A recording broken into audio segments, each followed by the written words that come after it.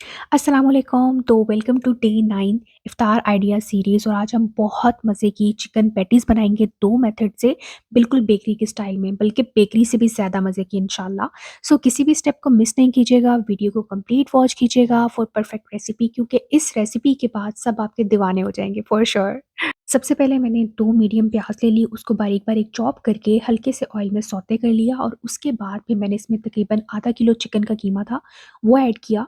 और इसको अच्छे से अब हम लोग फ्राई कर लेंगे, लाइक चिकन एंड प्याज़ को जो है बहुत अच्छे से सौते कर लेंगे, लाइक चिकन का कलर जो है वो चेंज हो जाए, व्हाइट में टर्न हो जाए।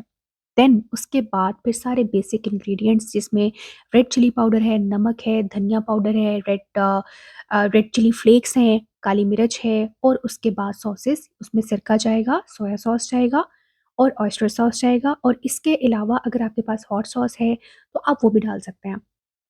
आप इसमें कोई भी रेसिपी आप बना रहे होते हैं ना, तो उसके अंदर जिस तरह की फॉर एग्जांपल अगर कोई फिलिंग वाली चीज़ें बना रहे हैं, तो उसके अंदर आपके पास जो भी सॉसेस अवेलेबल हों आप वो ऐड कर सकते हैं। अगर कोई नहीं भी है तो भी कोई मसला नहीं है, सिर्फ सिरका और सोया सॉस ऐड कर दें, देन बहुत अच्छा टेस्ट आ जाएगा इंशाल्लाह। अच्छा, उसके बाद एक सीक्रेट टिप है मेरी, वो ये है कि आपने 1 टेबलस्पून कॉर्नफ्लोर जो है ना, उसको आपने पानी के अंदर मिक्स कर लेना है, और उसके बाद आपने चिकन के जो अपनी फिलिंग रेडी कर रहे हैं ना, उसके अंदर ऐड कर देना है। इससे ये होगा कि चिकन की फिलिंग भी थिक हो जाएगी, और ये जो इसमें थोड़ा-सा एक्स्ट्रा मॉइस्चर होता है ना, पानी जो होता है, वो ड्राई हो जाएगा बिल्कुल। तो उससे हमारी पैटीज़ जो है वो ख़राब नहीं होगी। अब सेकंड स्टेप हमारा ये है कि हमने डॉन की जो पैटीज़ की डो होती है ना, वो ले लेनी है, और ये बहुत सस्ती आती है। आई थिंक 250 का एक पैकेट आता है, उसमें 10 पैटीज़ की डो होती हैं।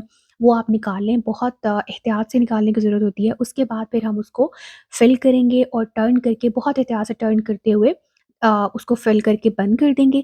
देन उसके बाद बेक करने से पहले आप एक अंडा फेंट लें और उसको इसके ऊपर ब्रश कर दें। अंडे से ये होगा कि इसका जो कलर है ना, बेकरी स्टाइल में आ जाएगा बिल्कुल, लाइक इसको जब हम बेक करेंगे तो बहुत अच्छा येलोइश गोल्डन सा जो कलर होता है वो आ जाएगा, बहुत खूबसूरत लगता है।